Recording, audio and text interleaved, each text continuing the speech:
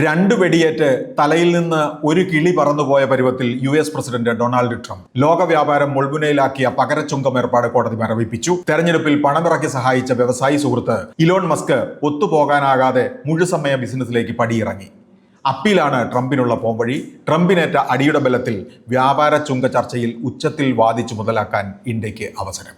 Reserve ബാങ്കിന്റെ വാർഷിക report പുറത്ത്. കഴിഞ്ഞ സാമ്പത്തിക വർഷം വരുമാനം 27.5% വർദ്ധിച്ച് 2.69 ലക്ഷം കോടി രൂപയായി. വിദേശ വിനിമയം, പുറം സെക്യൂരിറ്റികളുടെ പലിശ എന്നിവ വർദ്ധിച്ചതാണ് പ്രധാന കാരണം.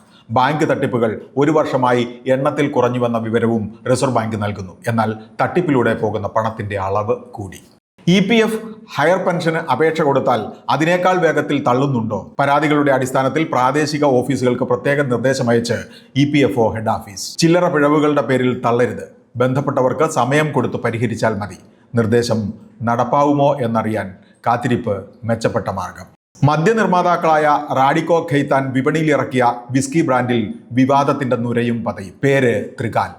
മതപരമായ ഒരു ബന്ധം. ഒടുവിൽ ഈ വിസ്കി മാർക്കറ്റിൽ നിന്ന് പിൻവലിക്കാൻ കമ്പനി തീരുമാനിച്ചു. 10 വർഷം മുമ്പ് അടിച്ച ലോട്ടറി വീണ്ടും അടിച്ച് 8.5 കോടി രൂപയുടെ കൂടി ധനികനായി 60-കാരനായ Dubai Malayali Paul Jose Maveli. Dubai duty free millionaire നറുക്കെടുപ്പിലാണ് രണ്ടാമതും വിജയിയായത്. പക്ഷേ ഒരു ടിക്കറ്റിന് 22,700 രൂപ വരെ ചെലവ് വരുന്ന ലോട്ടറി 17 പേരുമായി ചേർന്നാണ് എടുത്തത്. 17 ആയി പങ്കിടേണ്ടി വരും. ബിസിനസ് വാർത്തകൾ വിശദമായി അറിയാൻ ധനം online.com.